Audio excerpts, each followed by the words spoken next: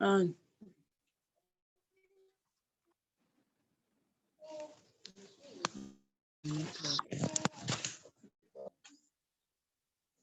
basi mmekataa. Ukule Mungu wa Amerika.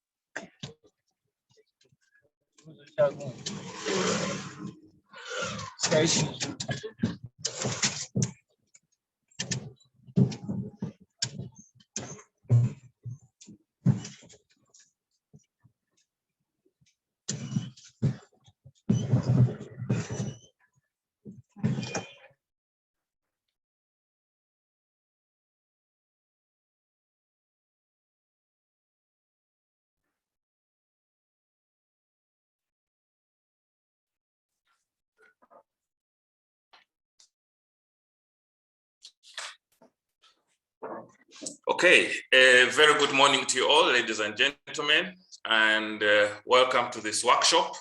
As you may be aware, we are hosting the 6th Advanced Research Conference, and this year we are very, very privileged to have Digital Earth Africa partnering with us. They essentially are out to promote the appropriation of Earth observation for answering many of our societal challenges. And for me, this touches my heart. I think I was talking to Dr. Ken, who I'll be introducing shortly, that I first got to know about Earth observation as a student here at Makerere University. And back in 1994, 95, full cycle, and Digital Earth Africa. Actually, 537. Yeah, could somebody mute Lawrence, please? Yeah. Putting an arrow to, from Adrian, please mute Lawrence. It looks very heavy. You know what kind of layout and then, yeah? I can't even start it. Do for me, Japan. Adrian, could you mute Lawrence? Okay, so we've come full cycle, and now we are able to appropriate Earth observation, and Digital Earth is here to see how we can, you know, demystify it and make it more accessible and make it more relevant to our challenges and make it more relevant to our situations. And so I am very privileged to introduce you to Dr. Kenneth Muber, who I have known for several years. And we've had the privilege of working together. And now he is the user engagement manager. He is the person who is spearheading this drive in Africa. And today he will share with us what this involves, and how we can partner with Digital Earth Africa, and how we can interface with Digital Earth Africa, how we can innovate on top of these products. So I am looking forward to this presentation. I am also looking forward to seeing how I can touch base with him. And if you have any ideas of how you'd like to take forward this discussion, his contact will be available. And so, Daktari, over to you. Thank you very much.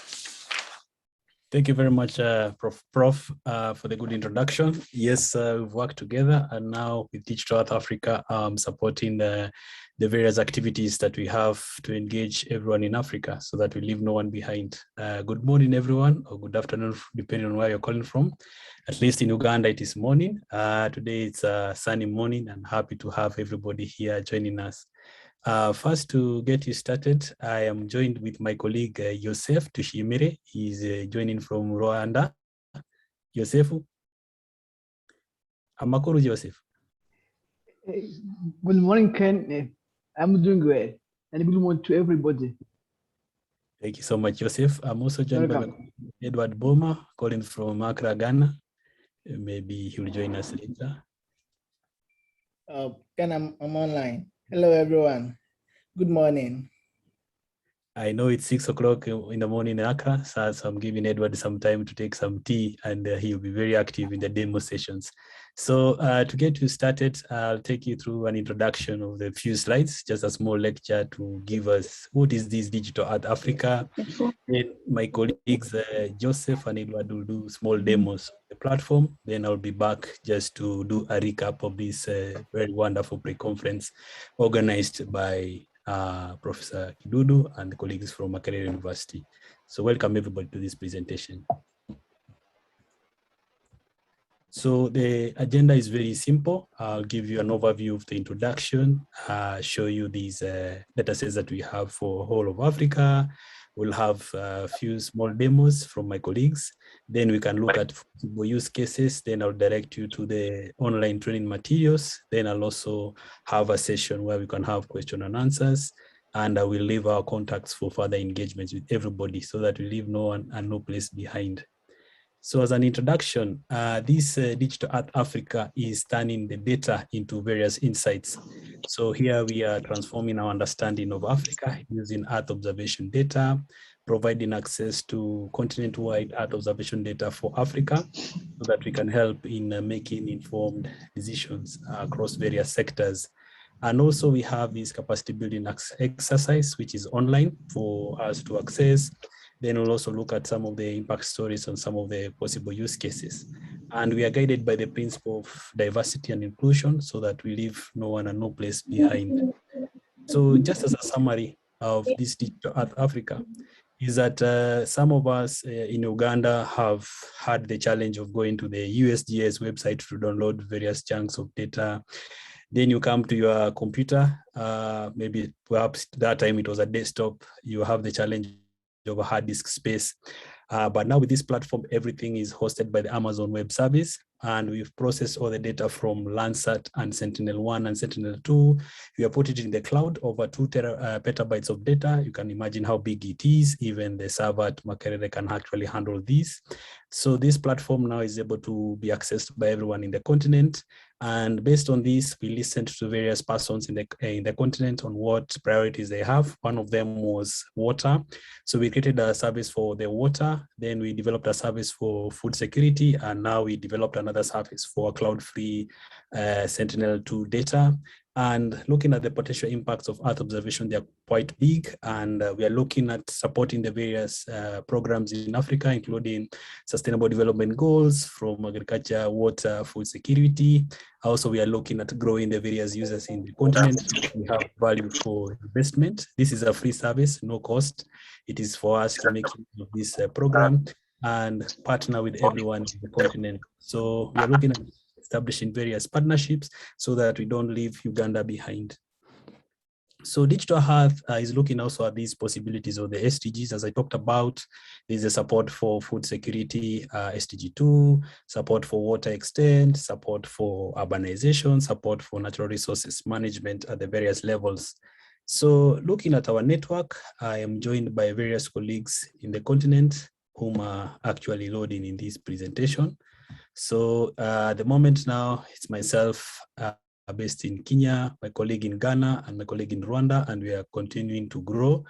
Most of our colleagues now are based in these implementing centers distributed over Africa. From Senegal, we have the Center Salvi Ecologie in Senegal. We have the OSS in Tunisia. This is Observation Sahel. Also, Uganda is a member of OSS.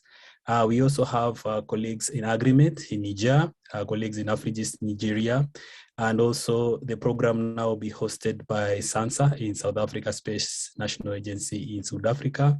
We are also working with the regional center where we are actually connected with Professor Anthony Kidudu, this RCMRD, and also we are trying to grow the network as much as possible, having persons from Ghana Statistics, persons from Kenya, persons from Madagascar University of Antananarivo, and very soon the program will be everywhere so that we leave no space behind. So at the moment, we are working with these big partners, South African National Space Agency, who will host actually the program office in a few months from now.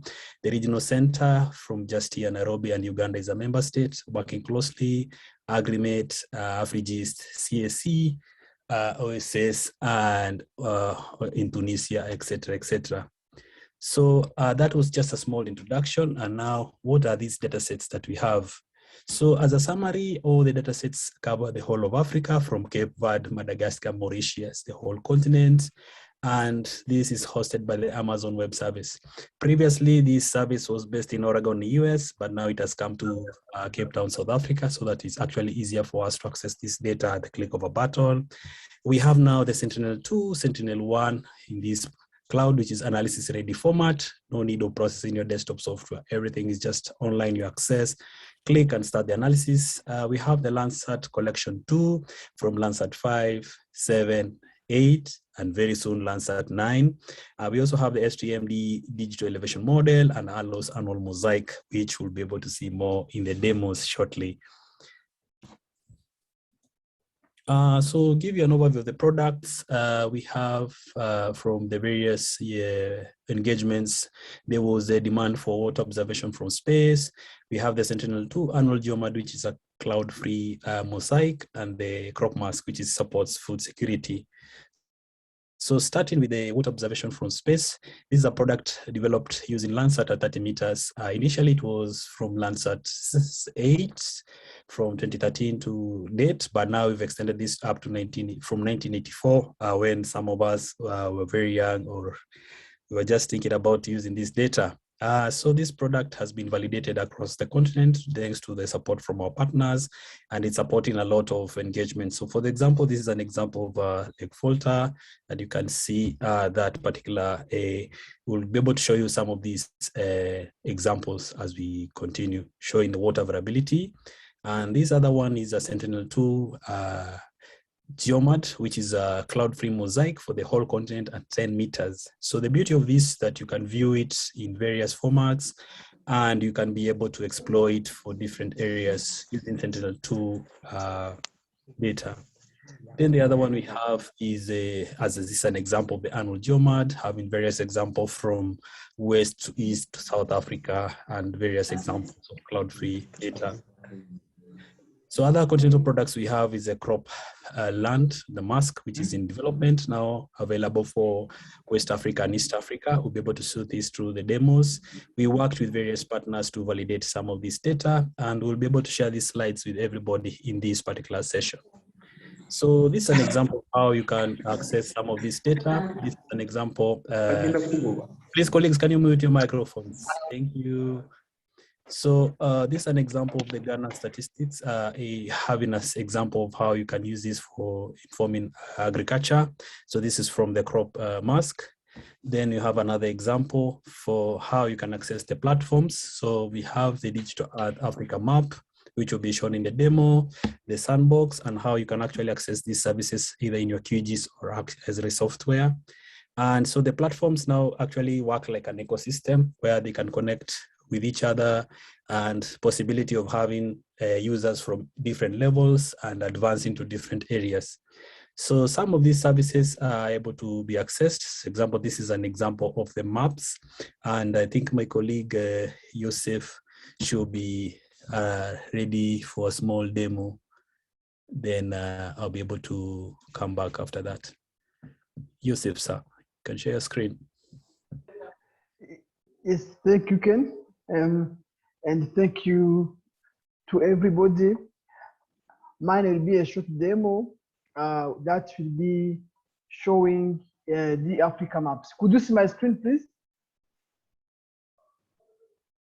Yes, you can see a screen, and maybe you can disable your video for good no interference. Okay, good. Thank you. Oh.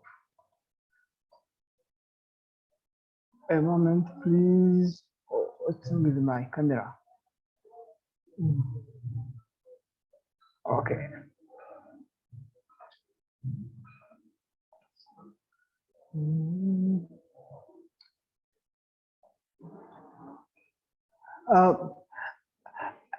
Good morning, everyone, once again. As Kenneth said, the Africa has Jai, could you mute your mic, please? Thank you. So the Africa have a lot of projects, as Ken mentioned, and for today, I have chosen like two products. The one is to monitor the greenness of plant health or green spaces using NDVI, and the other one will be to see how crop mask is working. So a bit about the context, if I can share,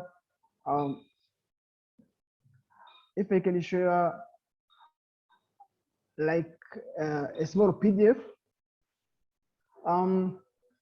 This report about forest landscape restoration was produced in 2016 by the Ministry of Environment of Uganda in collaboration with IUCN. And when you go to its page 25 or 26, I don't remember where. Yes, this page, it showed this Bugoma Central Forest Reserve has been degraded so fast. So you can see from 1990, it was like this, and now 2015, it was degraded. And after this report, it was supposed that serious measures should be taken to keep this area free from all pressures that could lead to degradation.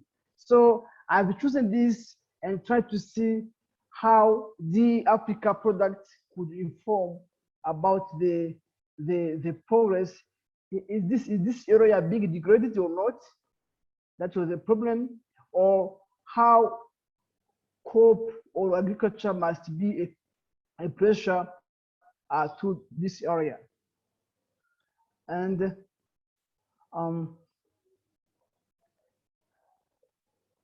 if I go back to the Africa map, so from the Africa, we can see several products.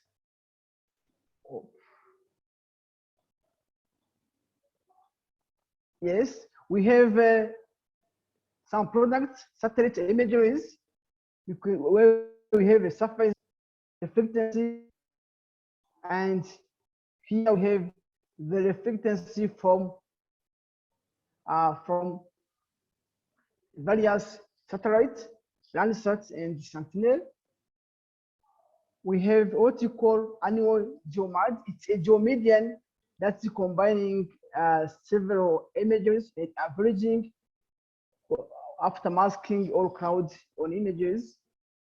And we have this semi-annual. So for this exercise, we'll be using this annual geomad to check the difference of NDVI in that nature reserve.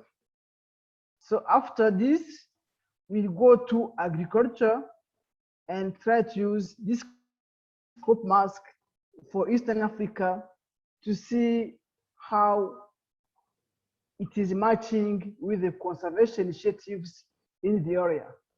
So if I try to load this annual geomad, it might take longer depending upon the internet, but I tried, it was working well. So this was the annual geomad, but I should make sure that I specify my area. Let me upload the shape file of our nature reserve, which is Bugoma.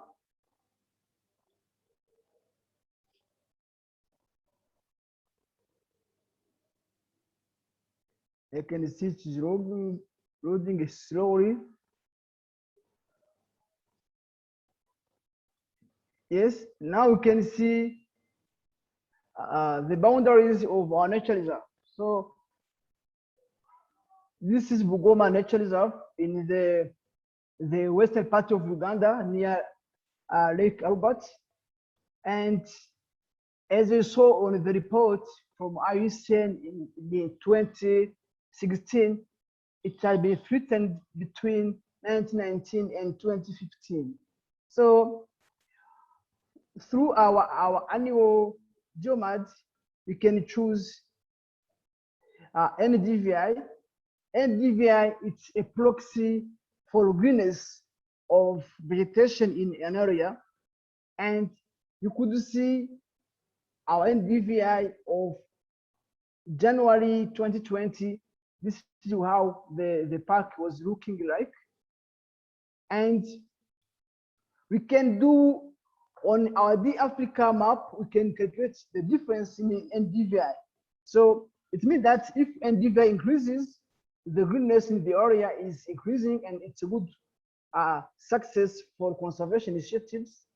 And if the NDVI decreases, and now it's an alarming situation, that interventions could be either accelerated, or we should go and revise our conservation project or measures in the area.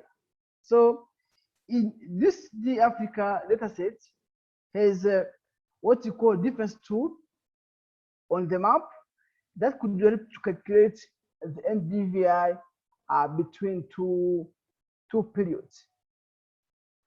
So we can see our difference tool, and when we start about putting our difference tool, we could have date A and date B. Date A to be the previous date, and here the Africa we have until 2017 for date A, and you have 2020 for date B, and now it should be up to us to choose a point, maybe a central point, to tell the system calculate for us the difference in DVI around this point of our selection. And of course, we'll be always using the NDVI. And for those who are not aware about NDVI, I should go once again. It's like vegetation is reflecting much near infrared radiation, and this NDVI is using the near infrared radiation and the red radiation to calculate the higher concentration of vegetation. The healthier the vegetation is, the higher it reflects near infrared radiation. And after this, we can say we are using NDVI, and we can generate our tree detection map. So it might take some time. Yeah, now I can see it is already done. As you can see, inside the park, the average is almost around 0. It means that there is no degradation, but if you zoom in, you can see some areas in dark blue in the park.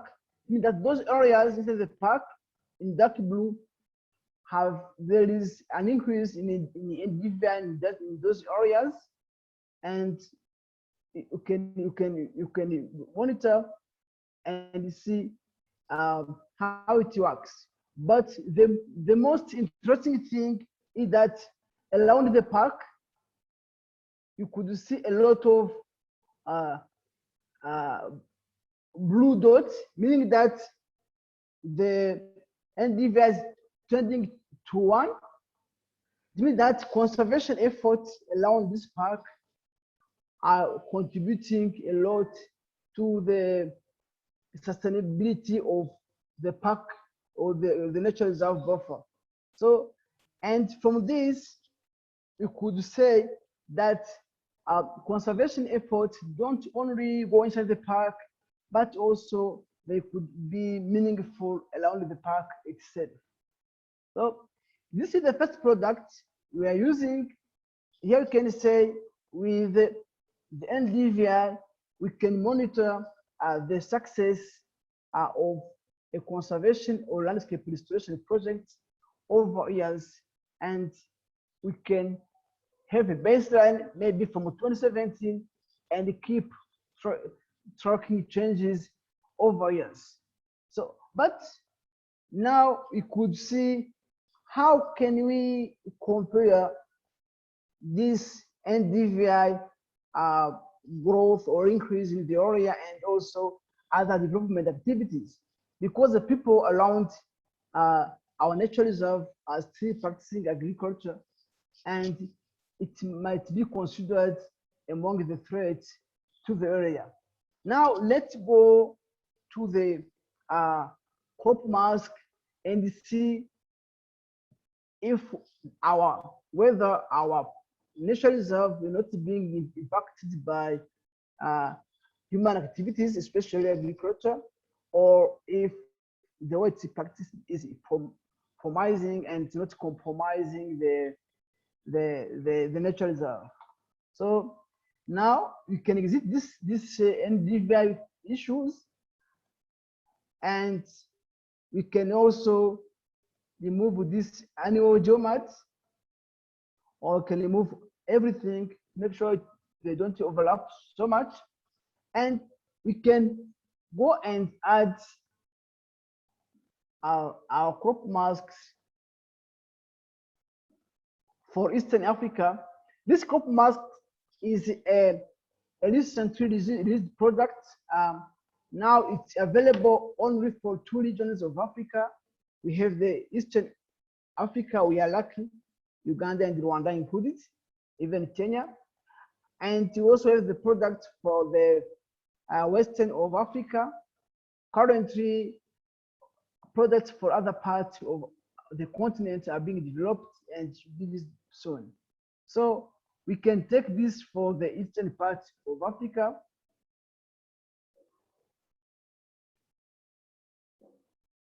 Please, if you don't hear me very well, let me know. Can you hear me? Yes, yes, Joseph.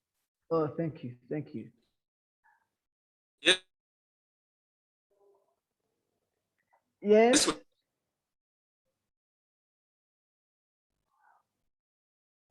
Okay, thank you, Ken and the team. Yes, we can.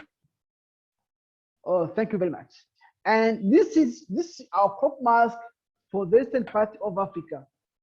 And as you see around here, our nature reserve is free of cropping issues, and of course you could see some crops, some so-called crops inside the park, but it's a matter of accuracy. So they are kind of errors in our simulations, but not that much as our crop mask map was validated using different data sets from our partners across the continent. So, but if we can see around this park, this nature reserve, you can see we have a lot of cropping activities.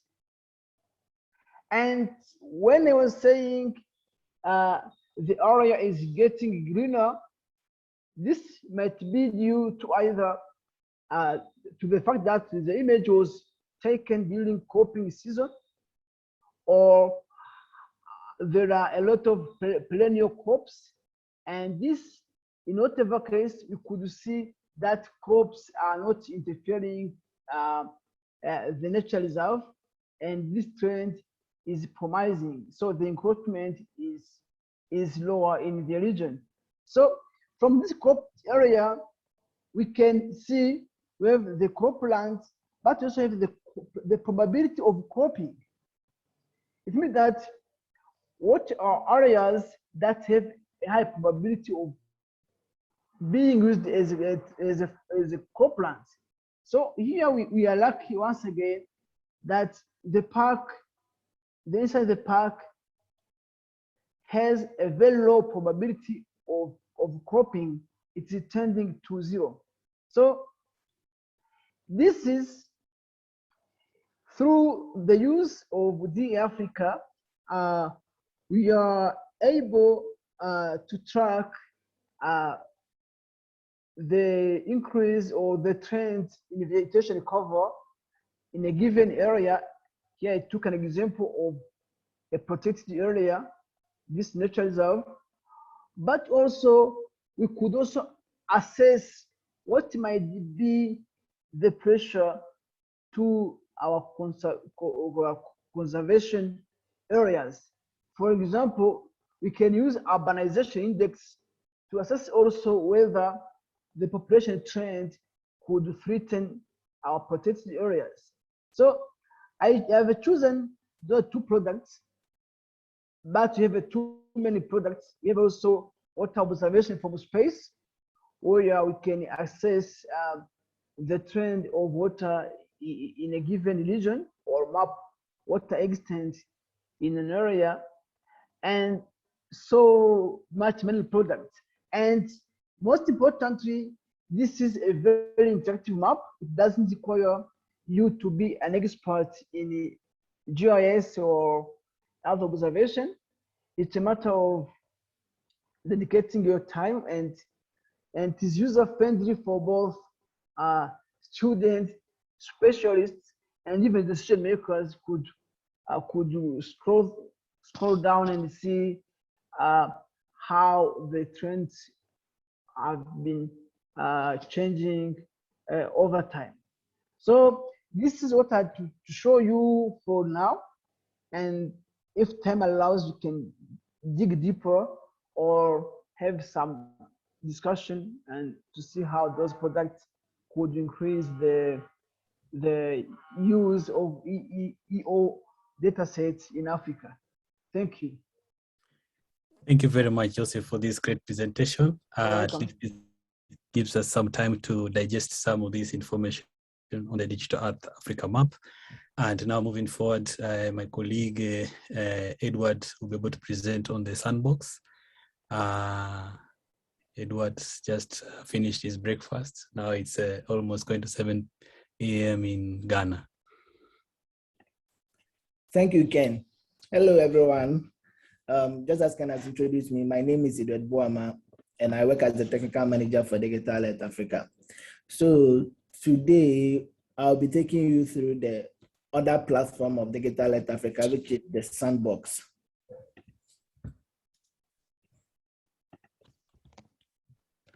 If you look in the chart, I've actually put the link within the sandbox there. So the sandbox actually is also another platform that helps us to be able to do data manipulation when it comes to the data sets that we have within the Amazon service, which is based in South Africa. So as you can see, during Joseph's presentation, he was able to show, apart from showing the raw data, he was also able to show some of the products that we've developed with our partners within the African continent. For instance, the crop mass, the water observation from space, and the geomedian. These were done with institutions within the African continent, whereby they were able to also validate the results. And to do this computational results or this heavy work, that's when the sandbox actually comes in, for you to be able to manipulate data further, so that at the end of the day, you'll be able to get the results that you are going to have. So if you have been able to go into the sandbox, I will stop my video, then after that, I will share. Okay, let me share my screen. Okay, so if you click on the link that I sent you, it will send you to the sandbox page, and it will ask you for login credentials.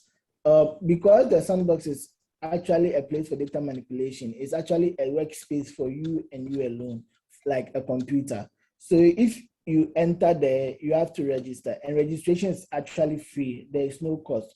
Once you register, please use a valid email address, because you will send you an authentication code, authentic code, for you to validate it from your email address.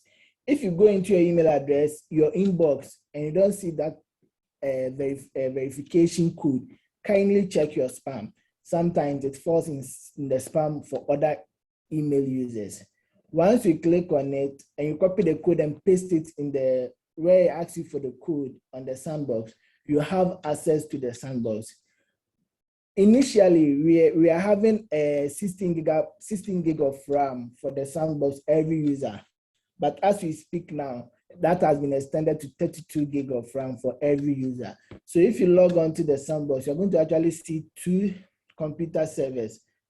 That is the 16 gig RAM, that is the 2-core, and the 4-core, which is the 32 gig RAM. Depending on the area that you want to work with, you can actually choose any of them and work with it.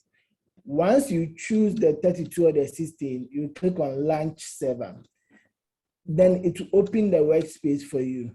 Within that workspace, whatever you are seeing there is for you and you alone.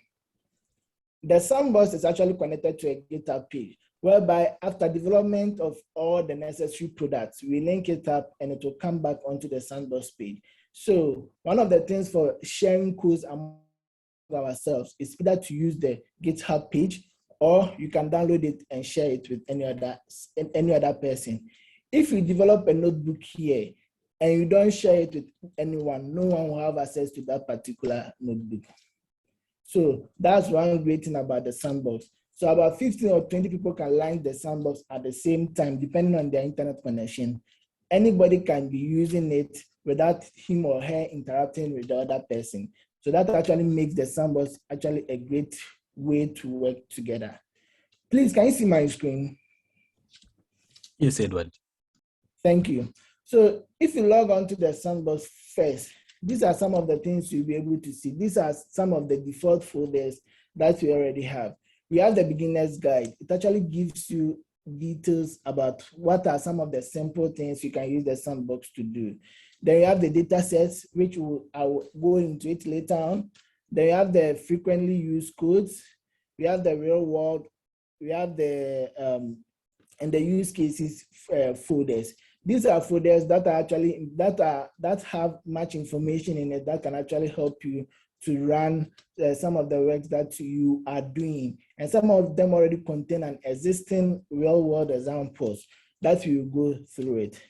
The Jupyter Notebook is actually built on top of Python, so to be able to use it and manipulate it, you have to have a basic knowledge in Python. Not only that, also basic knowledge in pandas and GeoPandas, XArray for big data. Because you're going to deal with large images, if you have basic knowledge in XArray, pandas, and GeoPandas, the usage of the notebook will actually be much, much more easier for you. But does that mean that anybody who doesn't have knowledge in Python can't use the notebook? No. If even you don't have knowledge in Python, there are ways to use the notebooks. And through the discussion, you'll be able to know how you can even access it and use it for your small tasks that you have without actually going through a lot of stress within it. So if you come to the data sets here, these are the data sets that we have currently on the platform. So you have the ALOS pulsar, we have the climate data, that's the ER5 climate data. We have the cropland, we have the fractional cover, we have the geomag, we have the Landsat collection, the Landsat surface reflectance, we have the CHIPS rainfall data, that's the monthly rainfall data, Sentinel-1, Sentinel-2, soil moisture and water observation from space. All these, why do you have all these data set scripts here? It's actually here to help us know how to connect to a particular data. So for instance, if you want to connect to the cropland within your sandbox, what is the process that you have to pass through to do the connection? So if you open the cropland_extent, it will actually give you the process of how to connect, how to specify the area of interest, how to even display the results, and the measurements available. So the data sets folder actually gives us access to how to make connection to these data sets. So this is for the cropland, this is for we also have for the Sentinel-1, and even how to display the results, to even know the measurements and the bands. If you enter into the data sets, you actually have access to those one. And not only are you going to have access to the codes, but you give a detailed explanation on how it actually works. You're not just pasting a code, which sometimes it looks like a Chinese movie because not every one of us understood the codes. So we give you the detailed description so that whilst you are going through, you'll be able to appreciate what you are doing. And even without knowledge in Python also, because you're able to because you give you that detailed knowledge, you'll be able to even replicate it and use it for a different work wherever you are working at. So that's it for the data sets. So kindly go in open it and run through the data sets. You can change the area of interest within the data sets and use it for any other side. Then we come to the real world examples. The real world examples actually contain a real world scenarios, use cases that people have been working with. So if you look at it, we have the crop health, we have the water extent, we have the phenology, we have the urbanization, how you can actually use machine learning for urbanization. We have shape detection with radar. We also have vegetation anomalies and the water extents within the real world folder. With the events of having much data, then using the knowledge of machine learning is also very important. And these questions came up. Is it possible to use the sandbox to do machine learning calculations? That's very, very possible. So if you look at the folder that I've opened, is the scalable machine learning notebook. We have how you can actually give example of how to use machine learning to do classification of satellite imaging based on the data that you have to generate the results out of it. So if you are doing an analysis and you have a lot of data and you think to use the machine learning aspect, if you come to the scalable machine learning, it gives us actually a detailed description, step by step, from step A up to step B, on actually how to manipulate this data and get the results that you actually want to get.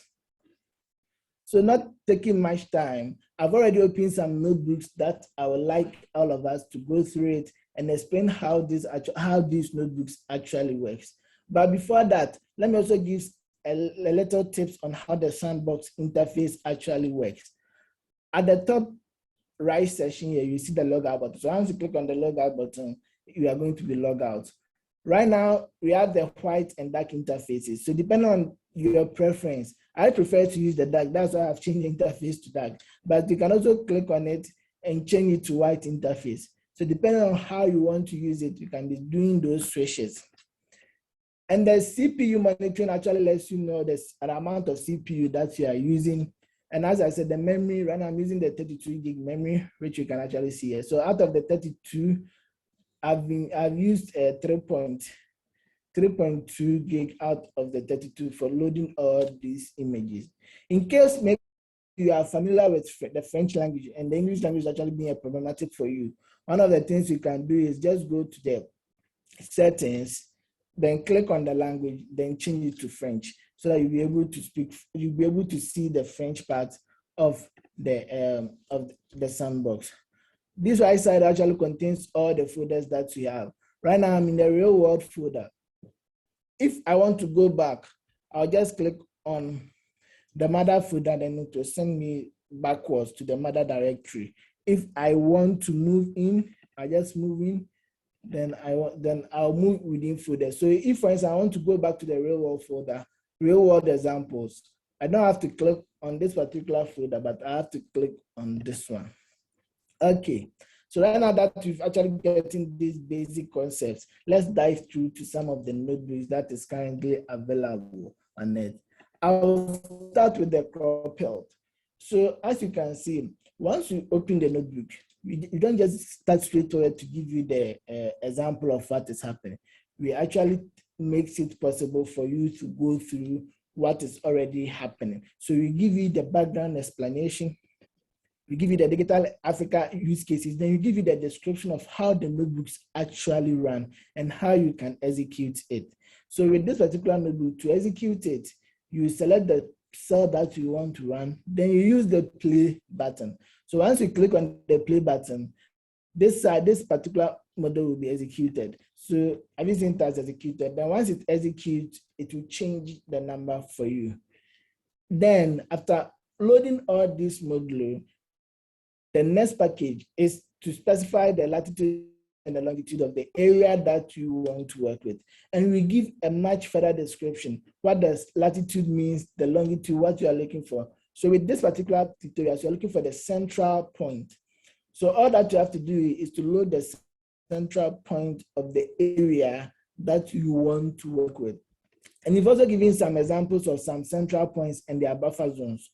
So at this cell 2, you specify the central point, the latitude and the longitude, and the buffer zone. So looking at the example that we've used here, that means you're using a cropland in Senegal.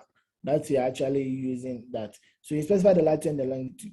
At your end, you can change this latitude and the longitude to the area that you want to work with. And you can also change the buffer to 0.1 buffer zone. Mind you, because you are using latitude and longitude, the measurements are all in degrees. So if you want to actually use a buffer, you can have this simple mathematics like 1 degree of buffer is equal to 111 kilometers.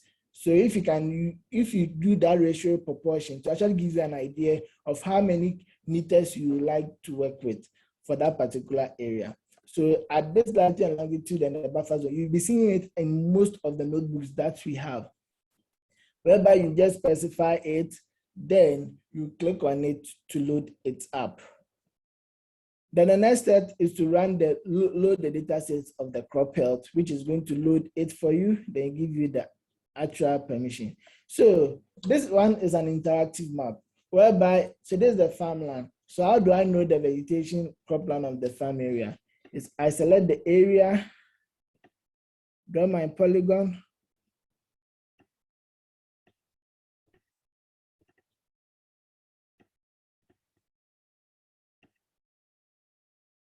then it will give me the NDVI value for the farm area that I've selected. Let me delete it and draw it well. Okay, so now let me draw another point. I click on here, click on there. So there's some farmland. And it also give me the vegetation health using the NDVI for that particular area that you are working with. So you can move around with different fields. Then you will draw the polygon. Then to continue to give you the crop health using NDVI for that period that we are working in for those areas. So having the area of interest that you are working with, if you include, you provide the latitude and the longitude, you'll be able to actually get the results of this average NDVI over a time period. You don't need to have any knowledge in Python because so that it doesn't scare you away. All you have to do is we have to provide the latitude and the longitude, the central point, then specify the area of interest. So if I zoom in, you notice that the red button is the area of interest that we wanted to work with. So I can click and do another more here. You see that, so more graphs will be coming. So as I'm doing, you see a lot of graphs coming and going, coming and going. So with this, it actually gives you an idea of what is actually happening at the study area in terms of vegetation. Then after that, to let you have or appreciate what you have done, there are some questions that we give for you to think about it. So for instance, what are some factors that might explain differences or similarities across different sections of the study area? Are there any noticeable pattern across the 2 years of data? Could this correspond to specific events such as planting or harvesting? So having this information just helps you to think and also appreciate the fact how the notebooks actually work. So this is one example from the real world folders that is available in the sandbox, and you can use it for free. The next one is the water extent. Due to climate change, a lot of waters, either they are increasing in size or they are subsiding. So in the near future, how does it actually work? So these notebooks actually use the function of water extent to calculate the extent of water over a period of years. Over a period of years, for us to know what is actually happening on the ground. So as you can see, we give the detailed information, the background, why this notebook was created, and why we see that it's going to be a great input for us to use. So as you can see, we have come and met our latitude and the longitude central points here. So you specify the lat and the long, and you specify the lat buffer and the long buffer. Then you specify the start date and the end date, which is very, very, very important. If you specify, so what we are specified here is the start date is actually going to start from 2017. That means in order other words, what you are trying to say is it should start from 2017 January 1st. But to make it a lot short, you can just start 2017. The system will actually know that you are starting from 2017 January 1st. Then the ending period is 2021 May. So we are going to end the data sets in 2021 May. As we speak, once the satellite images captures the images and drop into the server, it's being processed into analysis ready format and straight away injected into the servers in South Africa. So it actually doesn't take much time to have all these details present. The area of interest that we are actually looking at is Lake Sulanga in Tanzania. So now let's see it. We use the display map to display the area of interest that we are actually working in. So we want to know what has actually happened to this river body, this lake over a period of time. Then we actually load the ARDC. So with this session, we load the ARDC using the latitude and the longitude data sets that we have. And it's a Sentinel-2 imagery. And you know that from the period that we specify, 297 time steps were returned for us to use. 297 time steps were returned. Then through this, we will calculate the MNDWI, using that for the water index. And automatically, it's going to calculate it on the fly for us. You don't actually have to think about the formula. Which formula should I use for the MNDWI? Or that we know that you're going to use the green and the short wave infrared.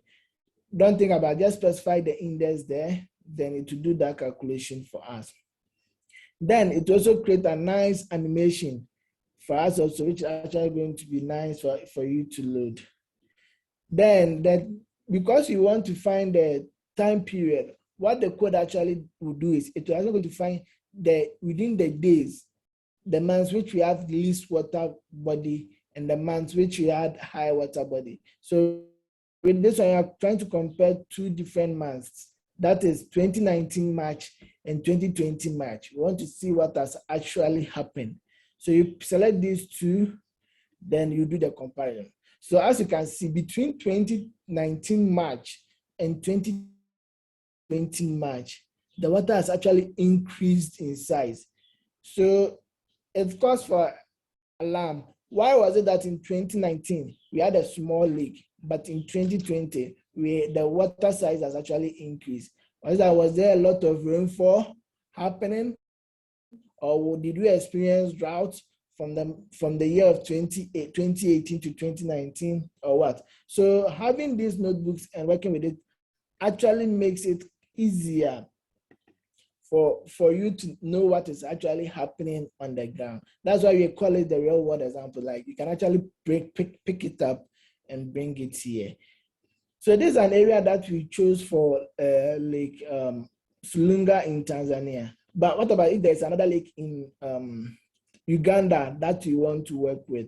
All you have to do is come to the cell 4, whereby we define the area of interest, pick the central part of the water body, whether from Google Earth or even from the maps. You can pick it, the latitude and the longitude, then just place them here.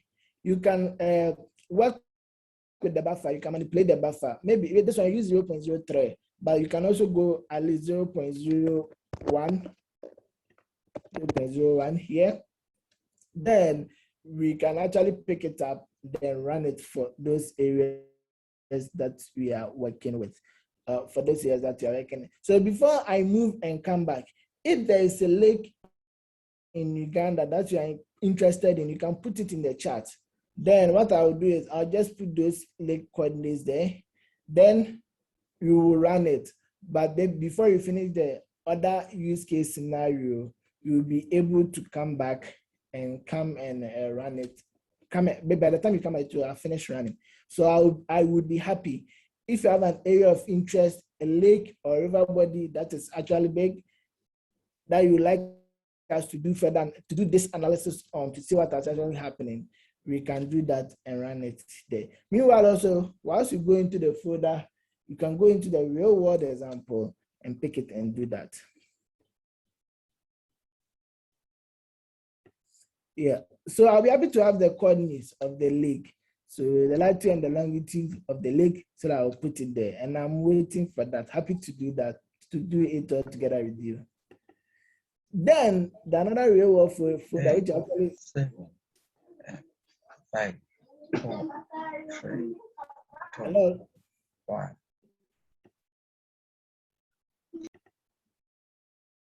Okay. So the other one that you wanted to talk about was the vegetation phenology. You know that this vegetation is actually of great concern when it comes to Africa because you have a lot of farmlands around. You have a lot of farmlands around.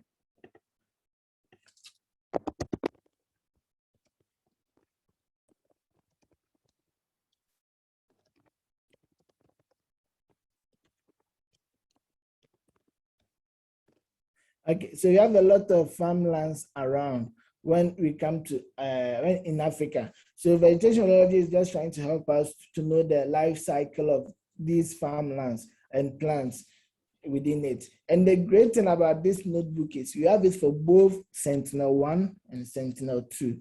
Sentinel-1 is the radar image and Sentinel-2 is the optical image. And how has it been actually been helpful? So the normal procedure, we give you the background information, then you give you the description. Then you use this button. You use this button, the play button here, to run the notebooks. Then we have the vegetation, the veg proxy, which is the NDVI. You're going to use the NDVI. Then as usual, you specify your latitude and the longitude. Then also you specify the long buffer. Because it's phenology, what you're interested in, you wanted to know the 2-year period of this crop health, what was actually happening between 2019 and 2020. Then we will specify the area. So this is the area, which is crops. That's what we are going to work here. So you use the load ARD to load the data that we have. Then one great thing is we are interested in the phenology, the health of the crops, but this is the area that we don't know. Maybe this area also has vegetation that's going around this area. So if there's vegetation going around, how can you actually focus on only the crops? That's where the crop mass actually comes in handy. So here we use the crop mass to load the area that we believe that there is only crops available. For the eastern crop mass, I think there's an accuracy of over greater than 90%. So what it means is we can actually depend on this crop mass to give us an accurate area of identifying areas with crop. Once we have that, you use it to max the area that we have. Then you calculate the proxy, vegetation proxy over that area. So as you can see, the course will run up to this last end. So what this thing actually does is it gives us the life cycle of 2 different years. The SOS is the start of the season. The POS is the peak of the season based on the satellite imagery. Then the UAS is the end of the season. So from this, you can actually use it to reduce the area that you actually want to work with when it comes to the identifying vegetation. If you're not interested in NDVI, you can actually change the vegetation proxy to EVI, which will actually give you a great sense of what is actually happening for the area that we are working with. Then we also use this same thing for the Phenology Radar. So this is actually going to use Phenology to do the calculation instead of using optical. You know, with optical, sometimes because of clouds, sometimes some data are lost, but with the radar, you'll be able to see some areas that you are working with. You'll be able to see some areas that you are working with, although it's also very sensitive for some areas, but you can actually use those two and compare to see the results that you are going to have. So with the radar also, you load everything. Then you just change the latitude and the longitude of those areas, the same area. But if you are working, you can just change the latitude and the longitude. Then you are done. Then you just execute it. Load the crop mask. Then you notice the results also from the radar. So as you can see, with the radar, use the radar vegetation index, and optical, you use the NDVI.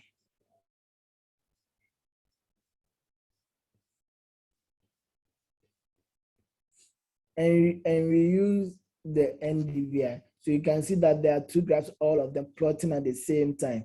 I forgot to show the per pixel phenology statistics. So this is also how the satellite image was able to do the phenology calculation. And this is for 2019. So you see the start of the season, the NDVI, the peak of the season, and the peak of the NDVI peak of the season, this day of year, peak of season, end of year, peak of day of year. So you have all these images, which our people who does a lot of this phenology understands every image that is actually showing here. And the same thing also goes for the radar. So once you pick it for the Sentinel, you can also use it the same thing for the Sentinel radar image also. So having these two examples available, all you have to do is go change the latitude and the longitude. You change the latitude and the longitude, then you run it and go through it. So you don't actually have to have much knowledge in Python.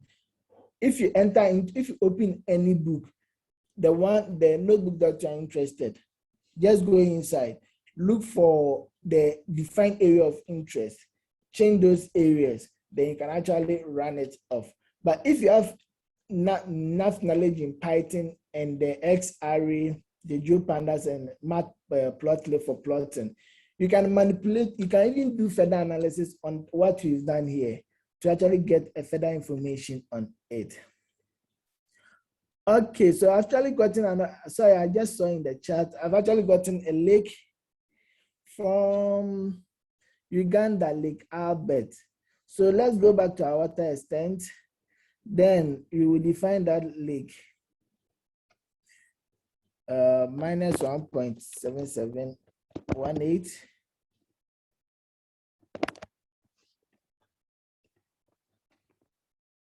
Minus 7.18, that's the lot.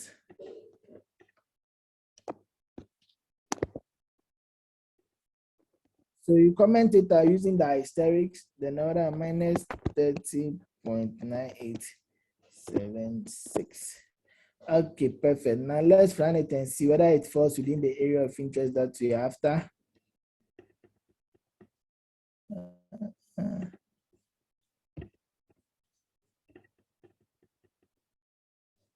Okay, so I think we change it. So let me make this one. Let me copy this and paste it here.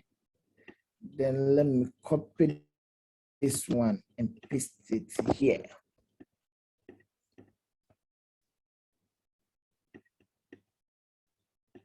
All of them falls. That the lake. All of it falls in the sea. Is that the correct? Oh, okay. Sorry. I think there is no minus. Very sorry. The dash there escaped me. So I thought it was minus.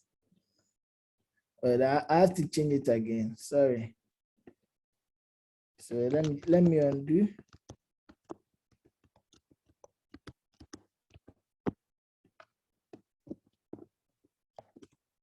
Then let me run.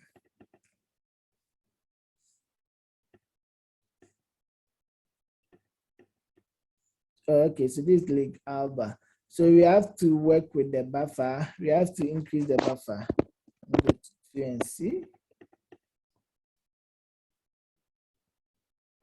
Okay, let me pick this small area that I've chosen. So this is quite big. 255. Okay, so let's pick this area. In one of the examples, after this one, in one of the examples, we can actually pick the You'll be able to pick the what do you call it? You'll be able to pick the shapefile of the area, then load it up to actually help you with the area that you are going to work with. Okay, so with this one, let me just pick the area, this small area. But later on, you can actually pick these coordinates at your own end. Then you can increase the size, then run it. But for the sake of the tutorials, let me use this small area that we are working with, so you'll be able to finish on time. Sometimes because of the area, sometimes it actually takes some time to load it up. But I think this way, you'll be able to work with it quickly. Be able to work on it quickly. Okay, so whilst it's loading, it's not always that you have to go and look for the latitude and the longitude of the particular points that you are working with. No, sometimes you can also load it based on the area of interest that you are working with. So there's a folder here called use case folders. What actually doing it, if a partner has an idea of what he wants to do, he will create a folder, then do all the analysis in it. Then if he's interested for everybody to have access to it, he will push it to the use case folder here so that the general public will have access to it to work with it. So currently there are 2 use cases that can be accessed publicly. That's the Lake Baringo grazing and the surface mining screening. So how does it work? The reason why I'm bringing this one on board is because with these notebooks, the users were able to import shapefiles into the area that they were working with, and actually made the work quite easier for them, instead of doing the latitude and the longitude buffering and waiting for the notebook to get done. So whilst it's still loading, we can just come through here and see it here. So with this one, the user uploaded the Lake Baringo shapefile that he had into the notebook, which is into this data here. So as you can see, the data that the users choose is what is actually showing up here. So he just called it here. Then he specified the month that he wanted to work with. Then he picked that month and ran those months into it. Then he ran the notebook to get the results.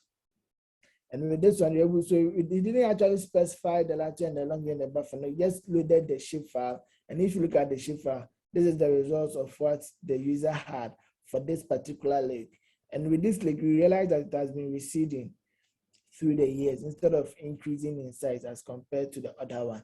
And one great thing was that we were also able to compare the catchment area of that lake, of the lake. So we actually know the amount of rainfall that has actually been happening.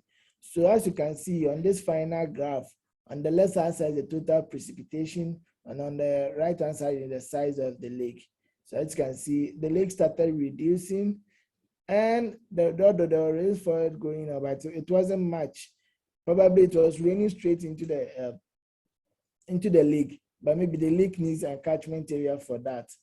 But as you can see, it started increasing in one of the years, that before 2021, and the lake also has started increasing in size. So all these things are work that you can actually do in the notebooks, and we would be happy if you can actually go in there, play around with the notebook. Reach out to us if you have any other problems or any questions that you want, that you need support in it.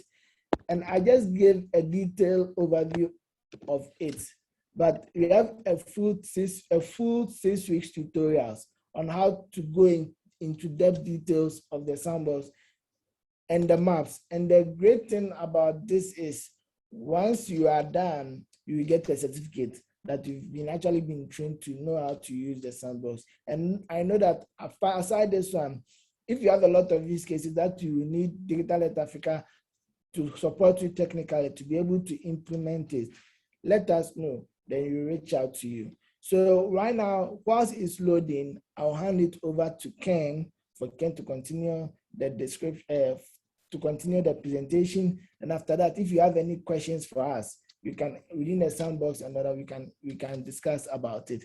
And I hope that by the time you'll be done, the notebook will finish executing. Thank you. Thank you a lot, Dr. Ngoma. Just present a few slides here, and hope the guys can mute their busy microphones, please. So as a recap of what my colleagues have talked about, how do you get involved?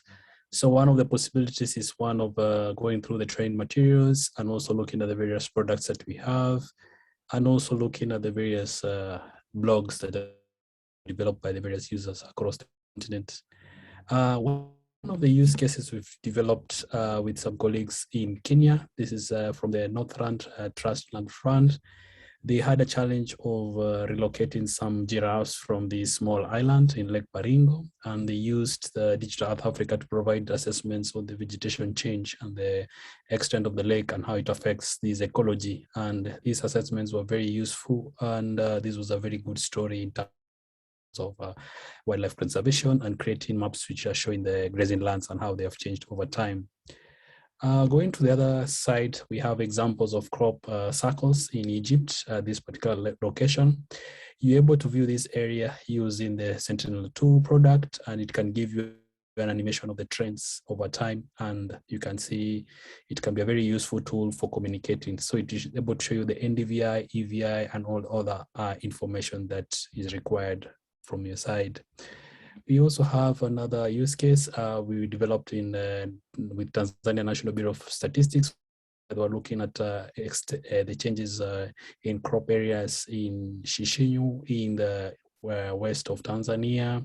And this was one of our champions, Benedict Mugambi, engaging the various persons during an agricultural show. And they were able to see, to engage with the policymakers to show them the changes. So this demonstrates that it can help us with engagement with the policymakers and try to engage them much more further. The use case which I mentioned on the Lake Baringo, here now there's a close more information how this was used. So the assessments of the vegetation were made, and through the various partnerships, they were able to relocate the giraffes to a better sanctuary, a better area. So it shows how we can actually coexist peacefully within the various communities and provide the tool to the most people who require it so that they can make more informed decisions and conserve these wildlife. Also moving to the other side, we worked with colleagues from Regional Center for Mapping, where they had the issue of mapping forest fires in Mount Kenya, and they were able to provide these assessments based on the areas they were looking at, and providing big assessments with the big data that we have, and working closely to provide the necessary information to inform this this issue. Also, the same Lake Baringo has become an issue, as so as the Lake Sulunga in Tanzania, where we provided assessments over time. So here, this is Lake Baringo over time, showing the animation of the changes based on the mean water index, as well as the pictorial information, and also now looking at the extent which was shown by Edward on the Lake Sulunga in Tanzania. We worked with colleagues from University of Botswana to provide assessments on Lake Ngami, which is part of the Kovango. And these assessments we were able to provide over 3 or 4 years. And we can look at the extent of the lake every month or every 3 months and see how it is. And you can notice that some areas where it's actually completely drought, and this where there's actually some restoration of the same. So this is a very useful tool, and also is a tool that we can actually use to explore more wetlands in Uganda. Providing assessment of the water quality. We have a specific notebooks which does this, and we did this with some colleagues on the Lake Elementaita to inform the water quality, and here we're able to use Sentinel-2 data. And also Edward and some colleagues in Ghana were able to explore possible mining areas in Aparama Forest. And as we know, in Africa, the issue of mining is quite, we rather talk about land degradation to be actually politically safe. And these assessments were able to show how things were looking, and this information was useful to the Environmental Protection Agency in Ghana. Also on the same, we are looking, we're able to look at urban sprawl over various towns, and this is an example of a town in West Africa. We can see the changes over time, moving us back as Landsat 5, 1984, 1985, and making this assessment in 2021. So also we have another example of where we talked about the training materials, which was highlighted. It's a free course online. And also we have lively sessions every Wednesday, 11 a.m. GMT 0, which will be 2 p.m. in Uganda, just to make a follow-ups on where everyone is, check in, share some lessons. Some of the users are also able to present some of their work and actually be able to have a network of professionals who are able to interact with each other, same as this session that we have. Also, we're expanding and engaging various users. So we have many people are using now the sandbox, more than 1,000, and the online training has been successful. Over these 150 participants have received their certificate. And also we have these live sessions every Wednesday, which are going on very well, and the numbers are looking very good. And also Digital Earth Africa has developed a help desk to give you more information in case as a knowledge base, as well as a community. And also you can present some of the issues, or rather you can also join the Digital Earth Africa Uganda group, which was created by our very own prof and others who can be able to share the link. And finally, most of our work is committed towards diversity in terms of areas, leaving no one and no place behind. And in terms of that, we also have a strategy in place, and also we be looking at some of the various groups to get more feedback on how the strategy can work for different persons and different institutions. And also, as we do small conclusion, is that the impact of this strategy is aimed at the persons who've been trained, persons whose life have been transformed from using the platform, as well as very others activities in terms of engagement and outreach, the youth and other networks, as Makerere University has very good networks. And we're expanding more, working closely with NASA and other groups in the region. And also now, as a recap, or also as a almost final slide from my side, is that we have a form where you can fill, and the link has been sent in the chat, and you'll be able to make follow-ups. And also my colleagues have prepared some short last presentation, including my colleague Joseph, who has a very good idea. He wants first to present before we go to the question and answer. Joseph, please.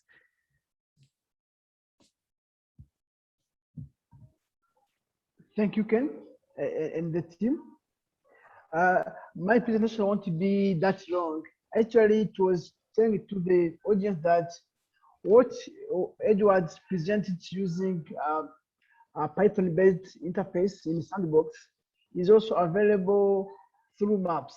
So previously, I presented the NDVI for COP cover or vegetation cover monitoring, and also a COP mask, but I could also show you some few applications, maybe one or two.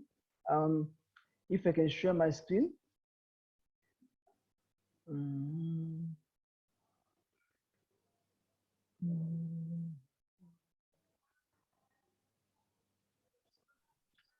Yes. Would you see my screen? Can you see my screen? Yes, Joseph. Actually, Edward has been showing you someone about water from space, and here we have what we can call our daily water observation. This would show us all-time water, what surfaces that are covered either by can you hear me? Yes, we can hear you, but there's a gentleman with his microphone. Sezi. Sorry. I can hear some echoes. Please continue, sir. Oh, thank you. That's perfect. So I can give you another example of water observation from space all time. And this product from the Africa could show us, I don't even need to zoom somewhere, but could show us some area that could say some, as you see on the legend on the left the areas with the could say that permanent waterways or water bodies could be easily mapped using the Africa product. For example, this southern part of Lake Victoria, for example, it might be some wetlands. You could see you have temporal water in this area, but when you go to lakes, they are always permanent water. So, and you have above 80% observation of water. So this product could help us to monitor the trend of water over years in a given area.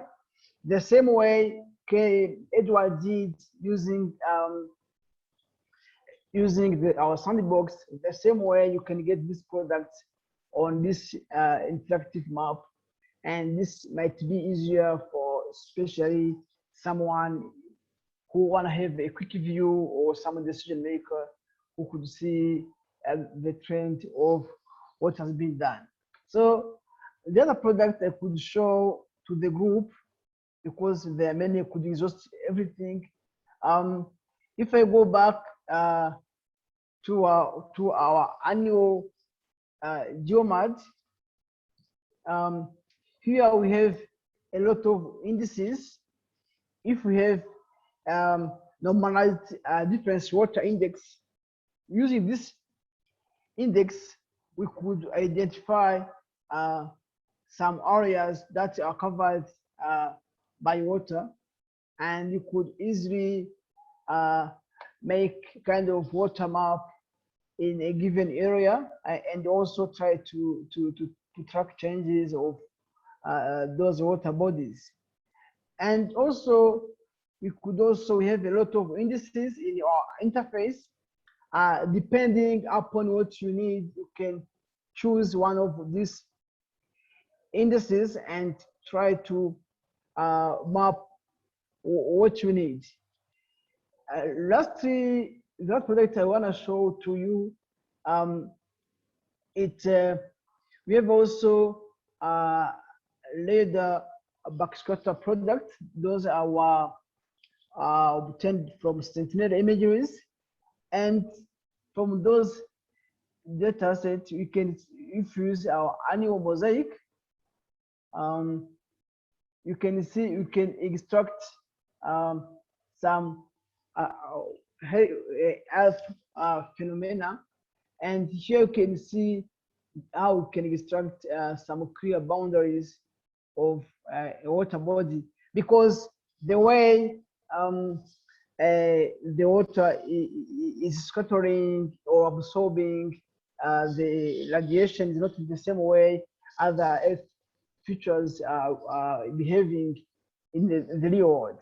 So this is to show you that I've been demonstrating only few products that the Africa has, and this also to raise your awareness and to say, whenever you want to log through our Africa maps or log through Sandbox, which is more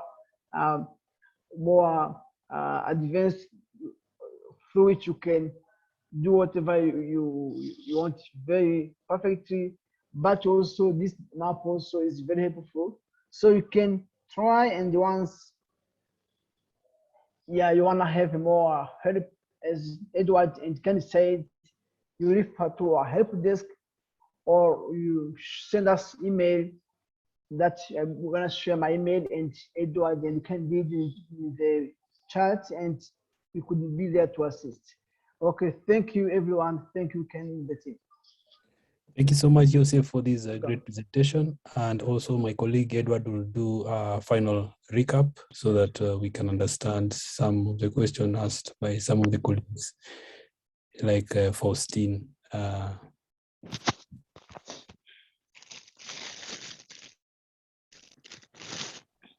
Okay, Ken, thank you very much.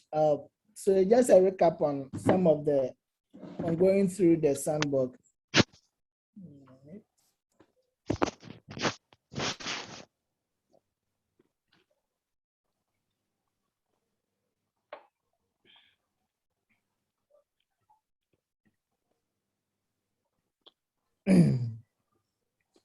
Okay.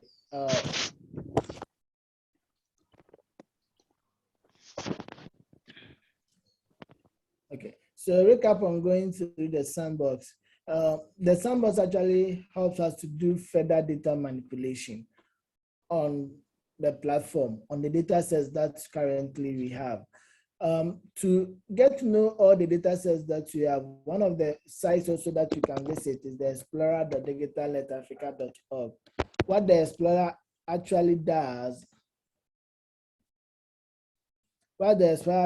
is it gives you the metadata information on the products that is currently available on the sandbox. So if you go to the explorer.digitaletafrica, you're going to see all the data sets and the products that we currently have on the platform. So the Landsat, which is, and their codes, so the codes that we actually use them. So the Landsat 5 surface reflectance is LS5_SR.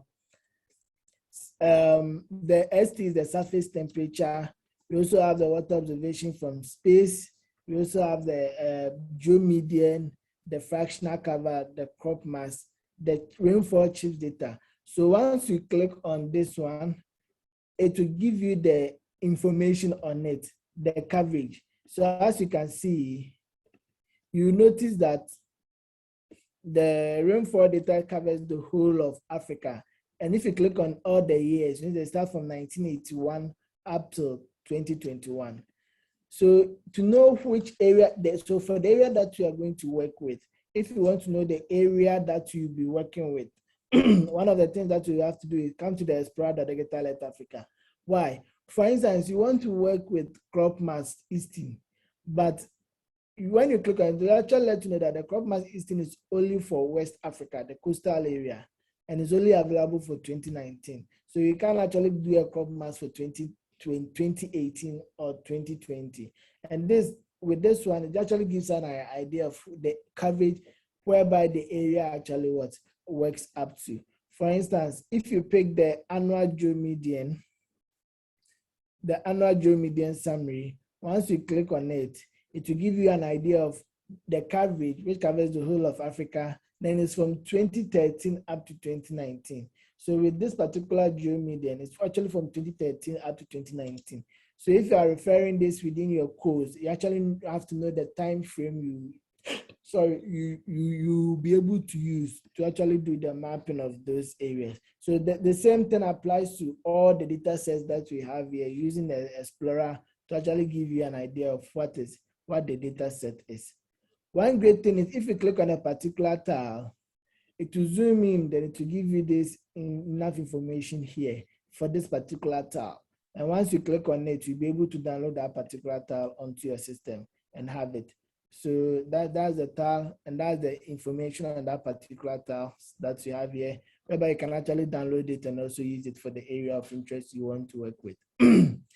So that's what I wanted to bring it in. So now let's go back to the sandbox. Within the sandbox, we notice that the sandbox is actually built on top of Python, and you have to get a Python language to be able to execute it. Once you have it in Python, you'll be able to do it further analysis, even go beyond what you've actually done within the platform.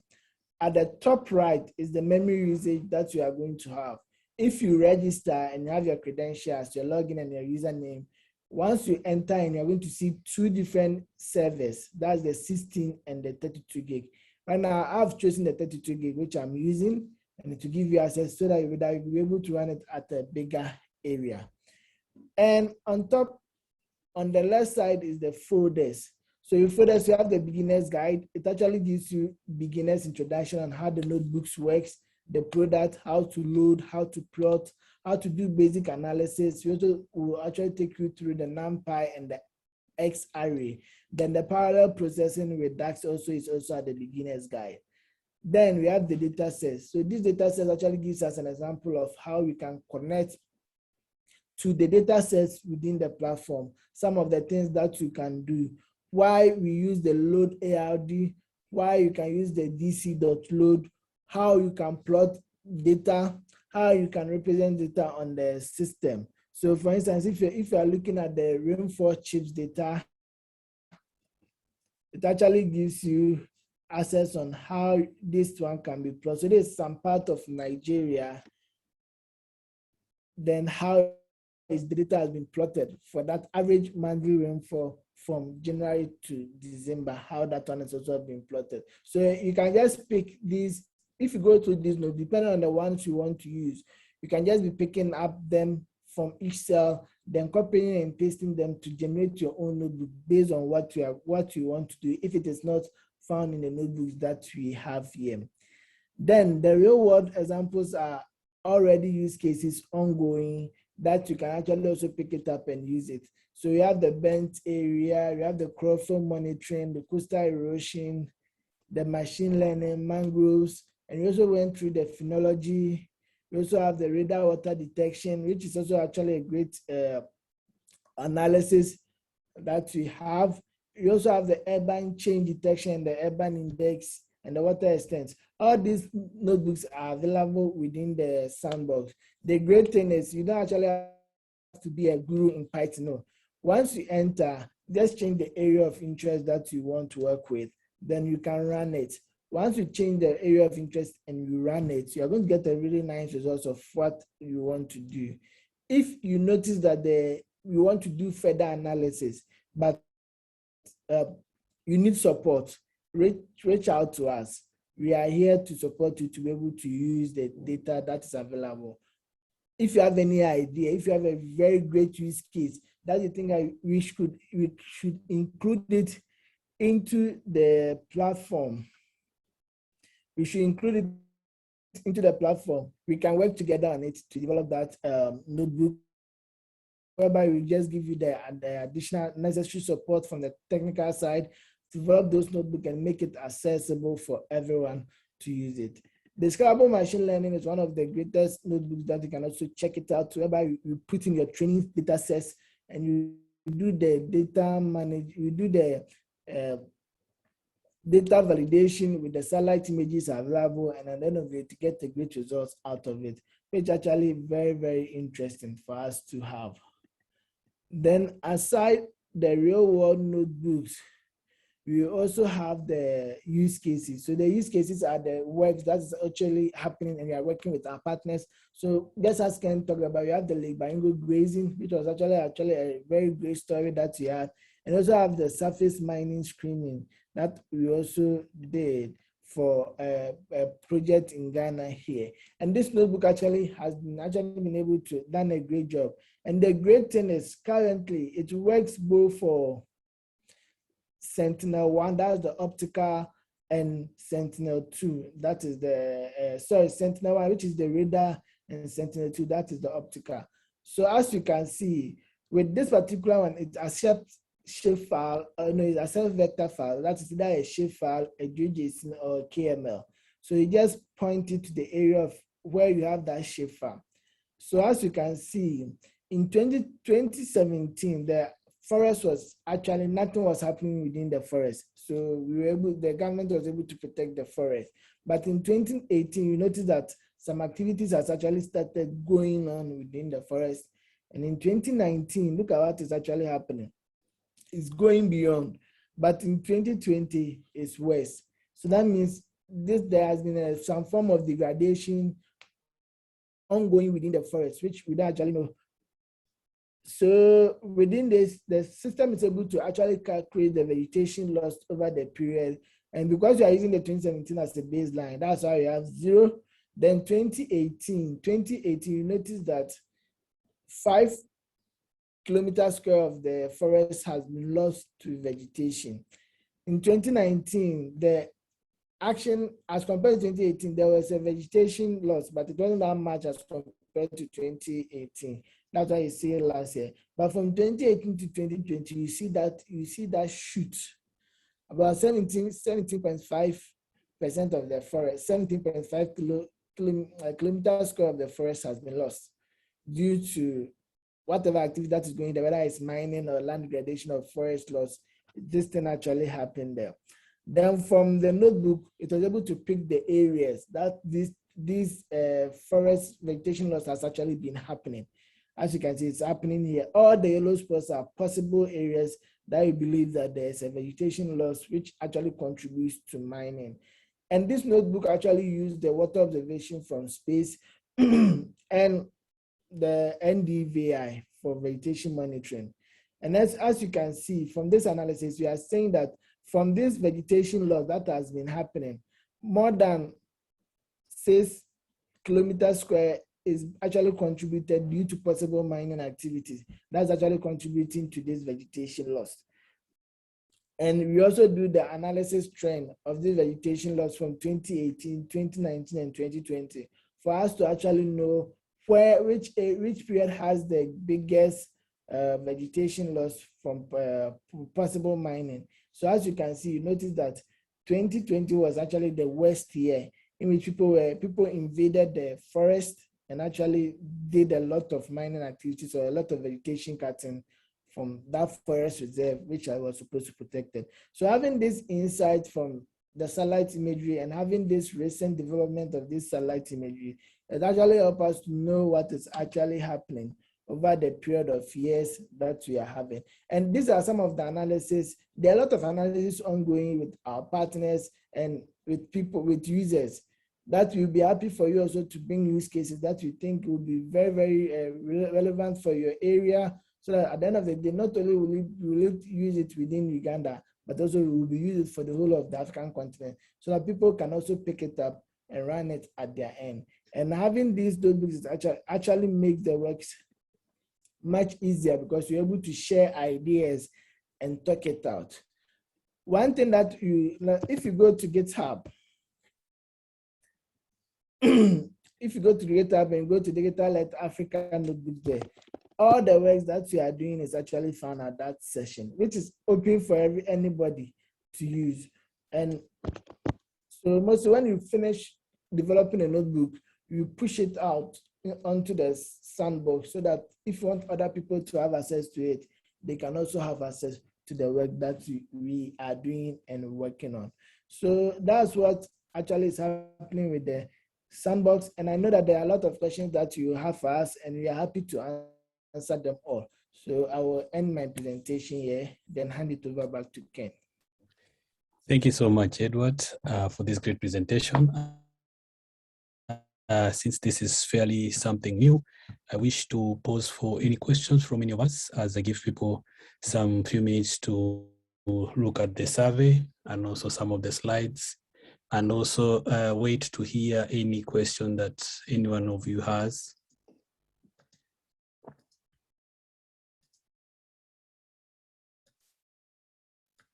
There's a question that is in the chat. Are there people? It's asking about if you have people who works into R. For now, we don't code in R. All the notebooks are in Python. So probably, and because most of the functions and everything's in Python, we don't do that. We don't translate it into the R code. Probably maybe in the near future, when users are interested in the R version a lot, then probably we can start thinking of translating some of the code into R. But as it stands now, all the functionalities and everything is in Python. Thank you so much, Edward. And also a question to my R fan is whether everybody he's seen is moving towards Python, because I know it was some of the issues in the last 5 or something years. We've seen the conversion from R to Python because of the strength and also the user community. So those are also things to look at as we continue. So any other question from any of our colleagues? Since I can see there's one already. So this person must have joined us late. There's already a message that I'll post to there. So the question was from Lawrence. So Lawrence, you can see there's already a group there and you can join. Thank you so much. And also, as we wait for your question, I had a very good example also to share from this small screen of mine. Is I saw from the list of participants, most of us are from different areas. So what I have in the background is a small, that you appreciate the data that we have in one platform, because I know there are many questions on why this one and why not Google Earth Engine. So everything is in one shop, and with these DEM maps, it's very easy actually. I was looking at the images of Kampala and wondering how things looked in the 80s. So in 1984, this is how it was looking on the left. And now on this other side, I'm trying to look for a cloud-free image, which is, as you know, is a challenge, very big challenge, also a challenge, especially around this time. However, you can be lucky. So this is an image around March 15 this year from Landsat 8. And in the background, you have an image of 19.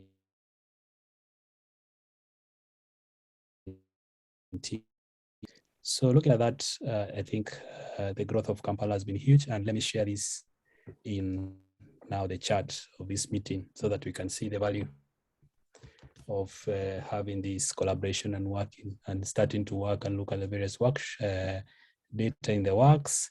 Also, the last example I wish to show is why do we have this Sentinel geomod? Because as you've seen, we've had many issues of the cloud cover. So this is an annual product, which is cloud-free data. And as I add this data, you can see I'm able to get a very good geomod product, and I can do a comparison of two sides. So I have a geomod of 2017 and another one of 2020. And you can see when you move, you can see small examples, especially where Makerere is and these other areas of Serena. So you can see there's some small differences. Then Edward, the annual geomod, the semi-journal is still in the works. No, it has been released now. So okay. It cannot disappoint now when it really won't disappoint. in the middle of this important workshop and everyone is laughing at this information is not coming. So seems I can go to a different date. So this one is rather best when you can also choose to remove and add. The best thing with these maps before you go to the sandbox, which I leave to Edward and colleagues in this call who'll be doing very great work on the same. So you can change to shift any data, and then now you can change with the dates. So this one I can do different dates and trying to investigate within 6 months what is changing. In case you had a building somewhere which was put at 10 meters, you can fairly see how this has been changing over time. And that is the difference. Then also you can also do according to NDVI difference as well. In case you had a very small area, you could be looking at the changes over time, small areas, especially if you had extreme rains in the first 6 months and the last 6 months was different. And in the last example, which I just go to the the annual geomod as well, I can remove the compare tool and go back. So I'm trying to show you how it's fairly easy to get started, because this is the challenge of when do you want to use it. So the MADs are useful to show the changes at some level, especially if you are looking at an area like Gulu in the north. You might see the reflectance of semi-dry areas to be very useful using this MAD product, which is just a combination of various indices. And you also have the same for the desert, and you can still go to the NDVI and see the trends over time. And also you can go to any of these CMAD products, which are very useful for changes, etc. To give you more information on the same. Then also the examples from my colleagues, they were very useful, especially on the lakes, Albert. So this is an example of Albert. And looking at Albert and Edward, Edward is our presenter here, who also is lucky to be named after a lake. That's why Edward. So looking at these two examples, you can choose to have the difference as the NWI, which is a water index, and the same as well, so that you can actually see the trends between some years and when it was changing. So there wasn't much around this area. It's only around this area that we noted some changes slightly over time. However, for some of the lakes around Mugahanda area, you are lucky, not so much seasonal variation unless you know of one interesting phenomenon. But for your brothers in here in Turkana, it's quite the other way around. There's a lot of changes, especially in the north end of this water. So for you to look at changes of water effectively, you can remove that product and go to the product which was shown by my colleagues. This is just a summary of what we've learned. So we look at the annual, we can look at the all-time water summary from 1980. It's very nice, and you can add it here, and it can show you the trends over time. Very, very interesting product. And using the same, you can also use the annual water, which we can change between dates to see what was happening. So this one you can choose to add and remove. And then this one, the water frequency, you can filter even for location. So I was just showing you some of the lakes that really have this variation, and you can choose between the dates on how it used to look for each particular year, etc., based on the product that was created. So this can be a very useful product if you are trying to investigate changes of around some areas. So you can also choose to filter within some area, and etc., which will be easier for you to move around.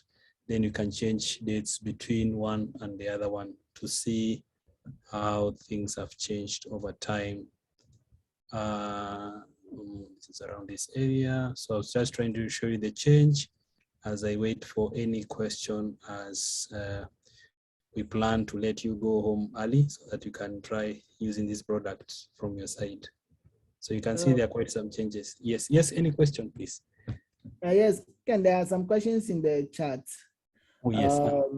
There's one, okay, so the first one is, do we have a tool that can be used to analyze flood extents as well as prediction of flood extents? Yeah. Yes, Edward, you can answer that one as I try to finish this one.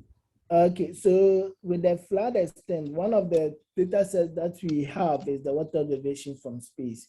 And its main purpose is actually to help us to identify the frequencies of waters that happen within the period, within a year.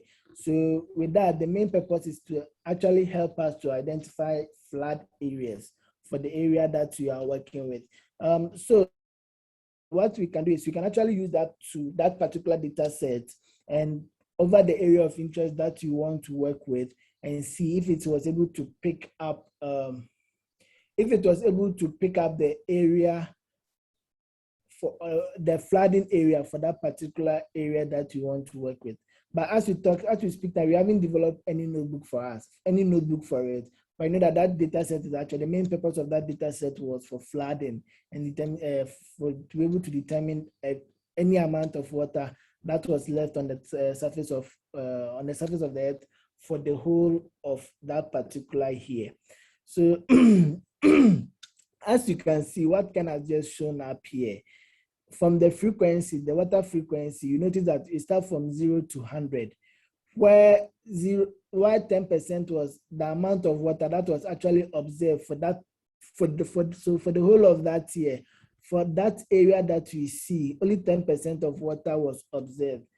And if 10% of water was observed, that means that water didn't stay for long for that particular period. So what actually caused it is the amount of flood that actually let something like that happen. So within this data set, you can actually pick it up and we can see where areas where it was flooded and areas which wasn't flooded, especially in the cities. And we can use that one to develop the tool. But as we talked about, we don't have a notebook to actually focus on flooding, but we can bring it up as a use case. Then we can support you to work on it and use it also for flood prediction. Thank you very much, Edward. So that one is a question on the flooding notebook and also with the water observation, what you can actually do. So any other question before we go summarize some of the work? Yes. Can there are questions in the chat? Oh yes, there's someone with a question about a plugin for Qgis.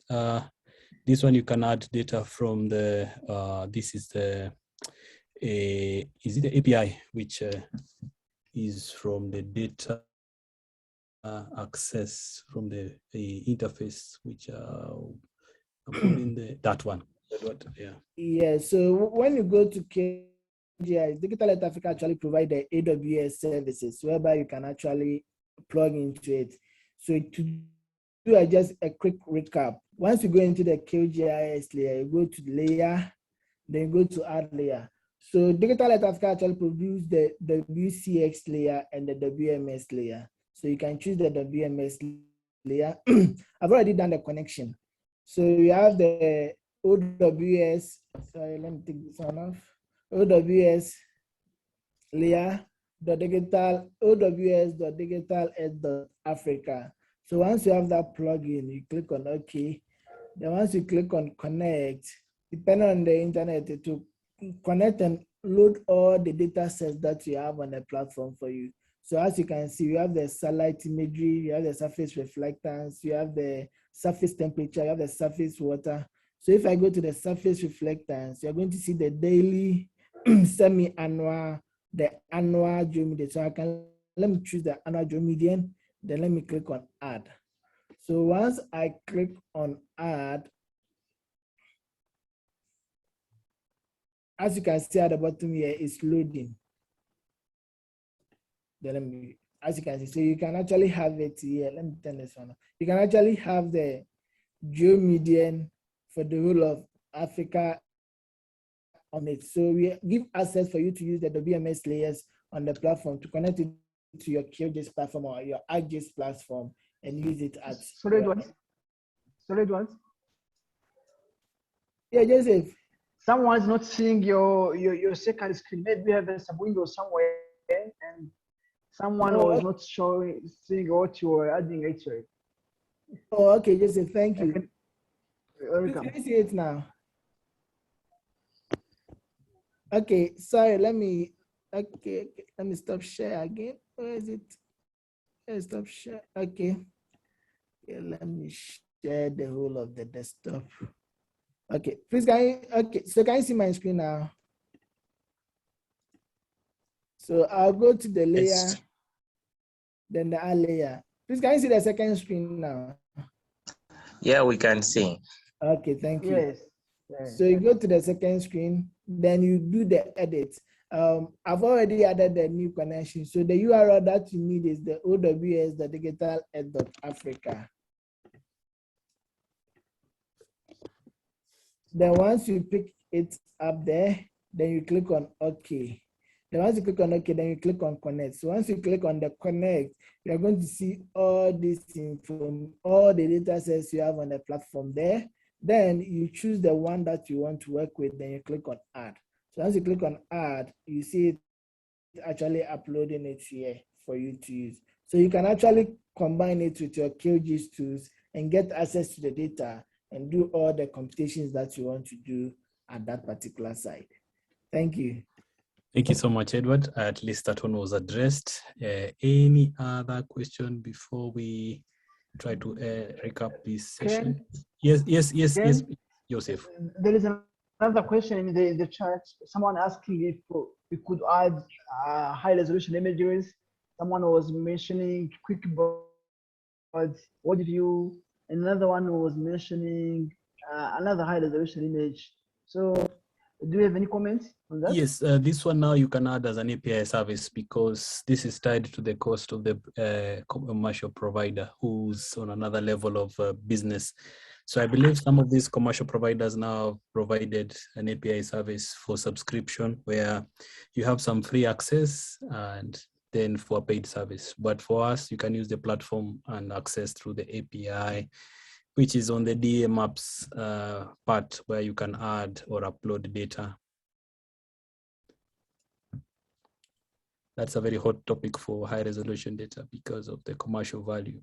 And I believe some of them are trying to organize partnerships for access to this.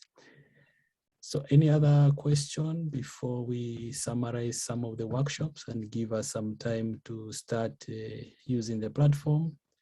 So also please remember to fill in the survey so that we can follow up with you, especially our colleagues from different countries who are here.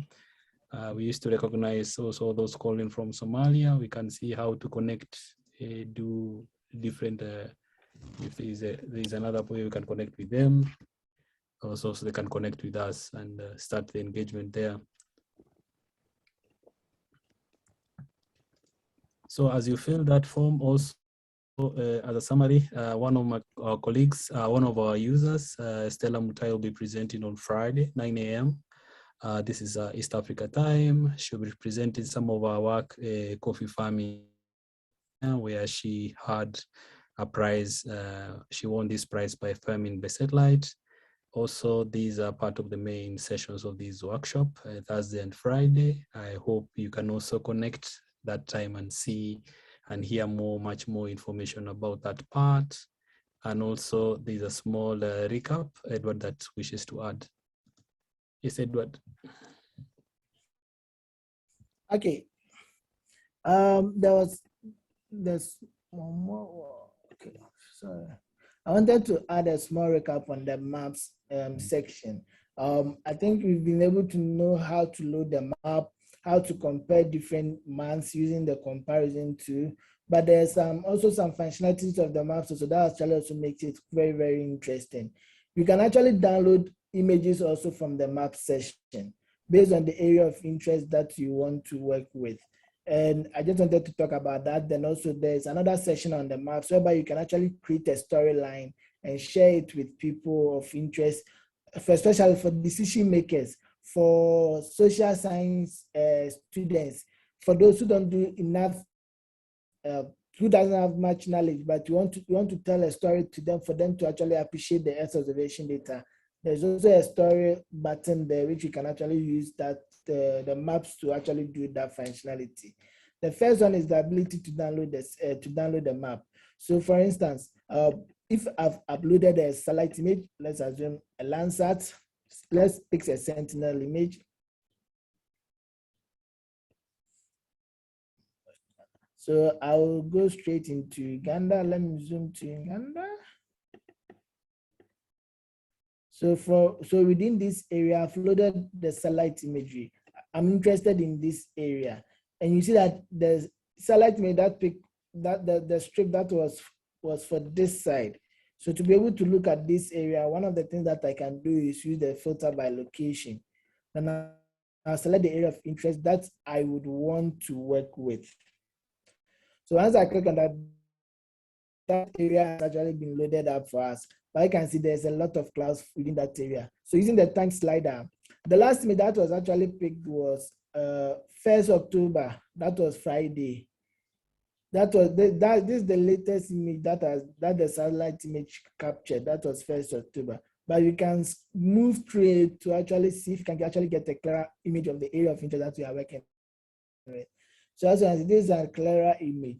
The next thing is I want to just download this image and use it, further image as a GeoTIFF and use it within my work. Another thing that you can do is you click on these 3 double dots, then you click on the export. Once you click on the export, you draw over the area. So you say click to add a point. So you just click. So I'm actually interested in this area. And once I select that area, it will tell me to download the extent. And once I click on download the extent, it's going to download the GeoTIFF format for me, whereby I'm going to have all the bands for that particular area and use it. So right now, because I selected the RGB, I'm going to have the red, green, and blue bands available for me. If I choose the first color of this particular area, then I download it. I'm going to have the green, the short infrared and the near infrared bands for me to be able to use it at my end. If you're only interested in one particular band, the blue, green, you just select it that way. Then you click on the export, then you select the area of interest, then to just download the blue band for you. For the area that you want to work with it will just download that particular area for you. So having this export actually makes it easier for you to be able to download all these bands as quickly as possible, then you work it within other areas also. If you don't go through the AWS, the OWS plugin, you can also go through this way. And the next one is creating a story. Creating a story. To create a story map, there's a button here whereby you click on the creating a story. Whereby once you click on the button, a story editor will pop up for you. And with this story editor, you can actually capture scenes. So for instance, I just want to capture scenes. When I click on this capture scene, it's going to capture what I'm seeing right here for us. Then you can actually tell the story. So that you enter the title for the story. So you can say what happened. So changes, let's call it changes. Then you can provide an information here, maybe 26 November 2021. Then you talk about what you observe. Even if you have a picture of on the 26th November 2021, you can actually put a picture there. If you have the link for what you saw, you can actually put that link also there based on the information that you had. You can also put all of them there. Then you save it. Then we can go back again to the 21st of November. 21st of November, then we can capture another scene again. Then can just give another title, changes. Then 21st November 2021. Then you can save it. The great thing is after you're able to create this nice story map with the images and everything, once you click on the share, a URL will be generated for you. And once I copy this URL, then I place it in the chat.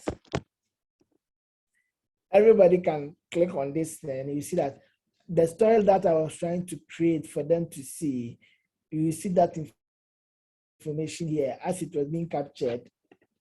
Then they will actually appreciate what information you wanted to communicate to them. So the maps actually gives you this possibility to be able to develop a great storyline for decision makers, for high-level meetings, for any other one who doesn't have much knowledge in it to be cracking his brain on what we are saying, but you can just create a story outline straight from the map interface, straight ahead, and just share it with anybody whom you want to share, and they will actually appreciate the results. So this is one of the capabilities of the platform. And secondly, you can actually change the language to French. If you're a French speaking, or the person is a French speaking person, change it to it and share it with them.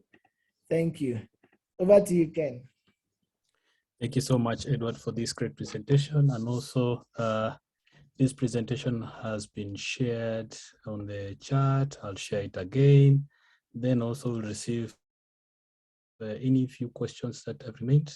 Also, to acknowledge the participation of people from also other countries. We had Uganda, of course, the host, and also we have others calling from Somalia and some also other brother from South Africa. So the guys in Uganda, at least you've seen there's a D Africa Uganda WhatsApp group in the chat.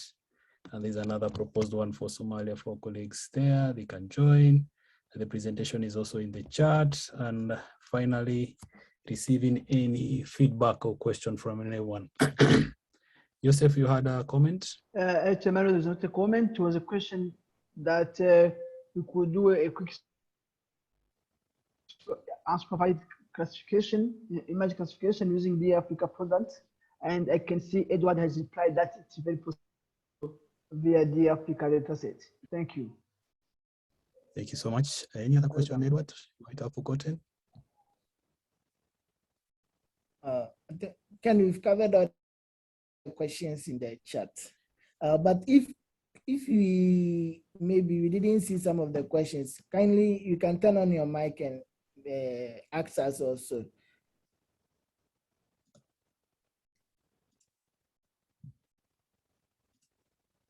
So also there are contacts and photographs on how we look, because I know we are calling virtually. Some of us might be speaking to ghosts, but we are people here on the side of a microphone.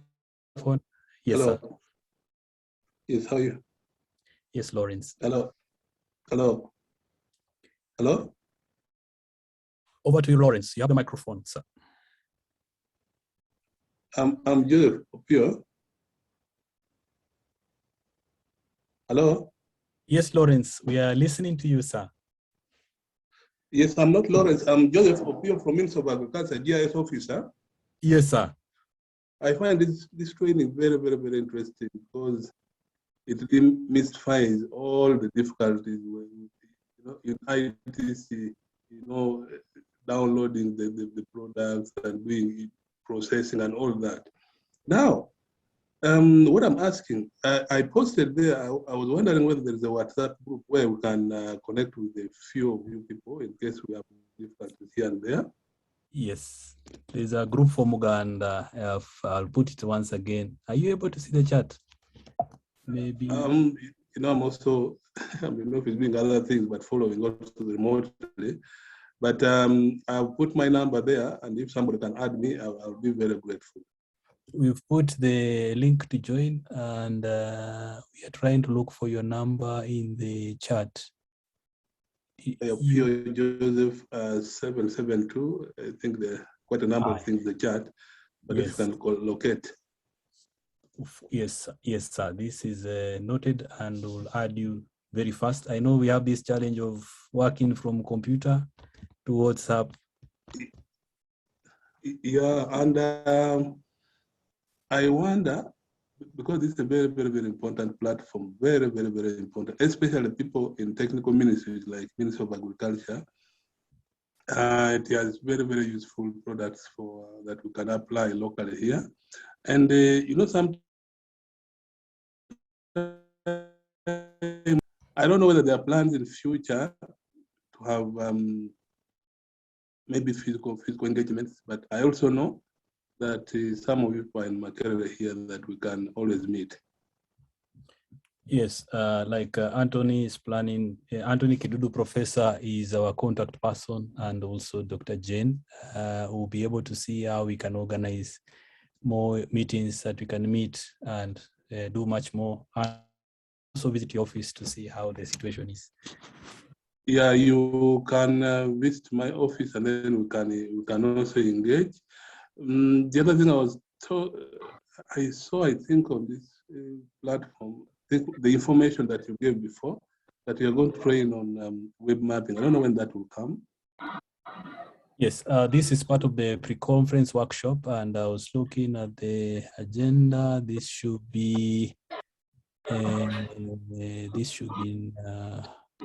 opening the link. This should be today afternoon, and tomorrow afternoon, and Wednesday afternoon. And also I'm putting the message on this chat. See that you don't miss also this part of the important training to organize. Is it possible to share the timetable? Yes, I've said. You can on our emails the timetable so that we can be able to plan accordingly. Since you registered, they will send you right away. Are you able to see the messages on the chat? There are many messages, and I'm also doing some other things also. But I would prefer, yes, you send to our emails. Okay, this will be sent by Alan Mazimwe from Department of Geomatics and Land Management. Yes, welcome so much, Joseph. Okay, any other question from any of our brothers and sisters in the chat? Yes, excuse me. Yes, sir. My name is Emmanuel. I'm a student here doing agriculture engineering at Makerere.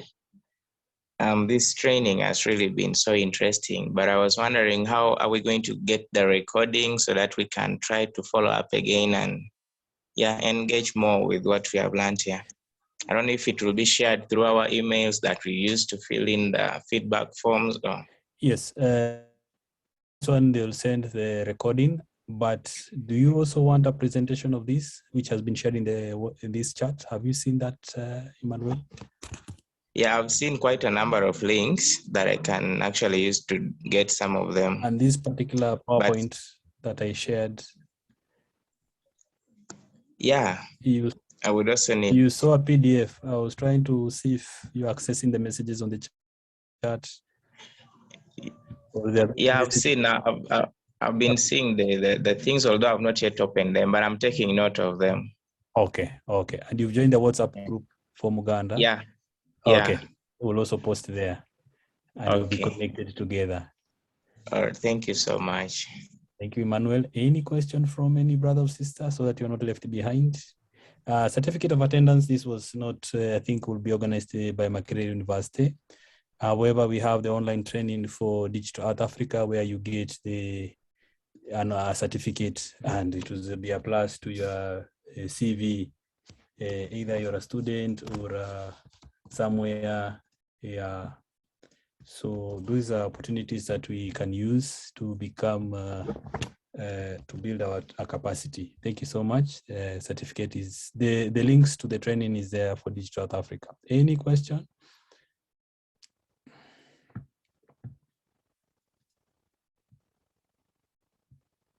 So yes, the recording will be shared in the YouTube channel for YouTube for Makerere. So that's a note from Adrian, our host for this YouTube, who can decide to add or remove you. So be very careful when you're working with Adrian.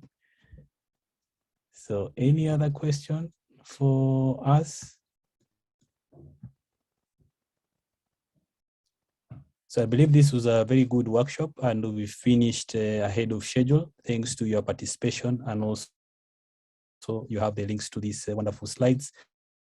And ours is to thank you as a part of the closing part that we should be able to connect with you. We have the WhatsApp group for Uganda.